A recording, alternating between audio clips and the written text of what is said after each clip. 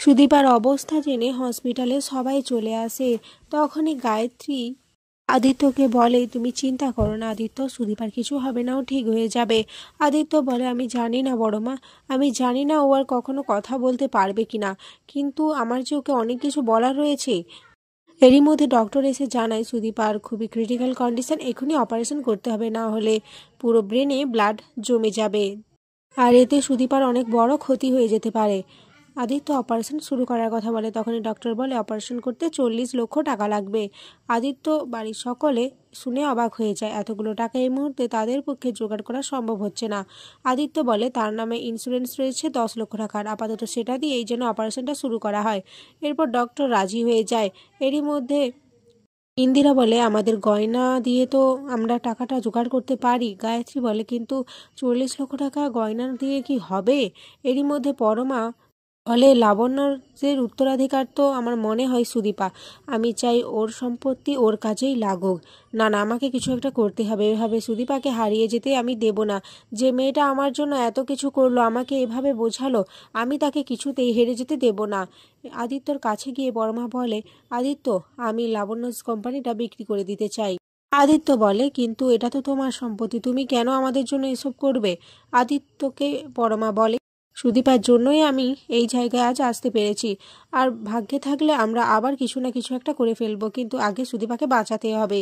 এরপর আদিত্য পরমার কাছে হাত জোড়ো করে বলে, আমি তোমার সমস্ত টাকা মিটিয়ে দেবো পরমা, এখন তুমি আমাকে সাহায্য করো।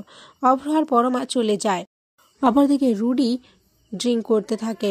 তখনই রিতম আসে। রিতম বলে, আমরা কিন্তু আপনাকে ভুল বুঝিনি স্যার, ওই আদিত্যকে আমরা কিছুতেই ছাড়বো না, ওর জন্যই আপনার মানহানি হয়েছে, ওকে কিছুতেই ছাড়া যাবে না। রুডি বলে, চিল রিতম চিল, তোমাকে কে বললো যে আমি আদিত্যকে ছেড়ে দেবো? ওকে আমি কিছুতেই ছাড়বো না।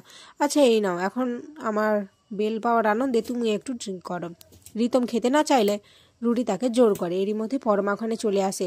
পরমা এসে রুডির কাছে বলে, আমার 40 লক্ষ টাকার প্রয়োজন, আপনি দয়া করে এই কোম্পানিটাকে নিয়ে নিন। আপনি তো চেয়েছিলেন এই কোম্পানিটাকে নেওয়ার জন্য।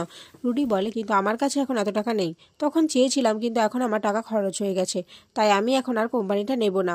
পরমা এরপর অনেকবার রিকোয়েস্ট করলে রুডি রেগে বলে, আমি আদিত্যর জন্য একটা টাকাও খরচ করব না, ও মরলো কি বাঁচলো এতে আমার কি? পরমা বলে, আদিত্যর কিছু হয়নি, হয়েছে সুদীপার। যেটা শুনে রিতমও অবাক হয়েছে আর বলে, সুদীপার? সুদীপার কি হয়েছে? এদিকে রুডি সুদীপার কথা শুনে দীপার সাথে তার পুরনো মুহূর্তগুলো মনে করতে থাকে। তখন রুডি চিৎকার করে বলে ওঠে, সুদীপা মরলো কি বাঁচলো তাতে আমার কোনো যায় আসে না।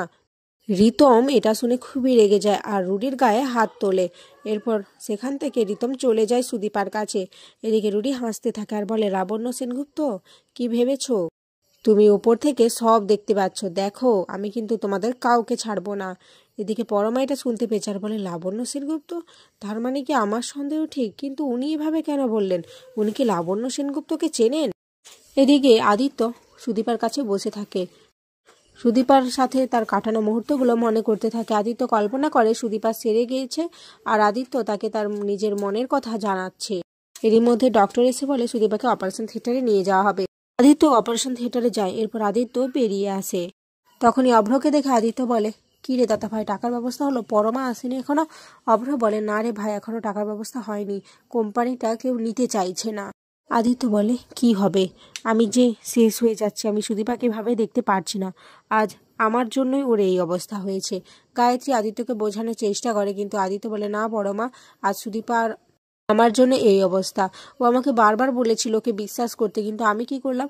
প্রতিনিয়ত ওকে কষ্ট দিতে গেলাম। এরপর রিতম চলে আসে। রিতম বলে, সুদীপার কোনো ট্রিটমেন্ট অফ হবে না, আমি টাকা দেব। আদিত্য রিতমকে দেখে খুবই রেগে যায়, রিতমের গায়ে হাত তুলতে যায়। অভ্র আদিত্যকে বলে, ভাই একটু শান্ত হয়। এরপর অভ্র রিতমকে বলে, আপনি কেন এসেছেন? দেখুন আমাদের টাকার ব্যবস্থা ঠিক হয়ে যাবে, কিন্তু আপনি এখান থেকে চলে যান, ভাই আপনাকে সহ্য করতে পারছে না। রিতম বলে, কিন্তু আমি সুদীপাকে এই অবস্থায় ছেড়ে যেতে পারবো না, আমি চাই না সুদীপার কিছু হয়ে যাক, তাই সমস্ত টাকা আমি দেবো। এরই মধ্যে নার্স এসে খবর দেয় আদিত্যকে সুদীপার কন্ডিশন ডিটোরিয়েট করছে, আর এরই মধ্যে বাকি টাকাগুলো দিতে হবে জমা, না হলে সুদীপার সার্জারিটা আর হবে না। এখানে আজকের পর্ব শেষ হয়ে যায়।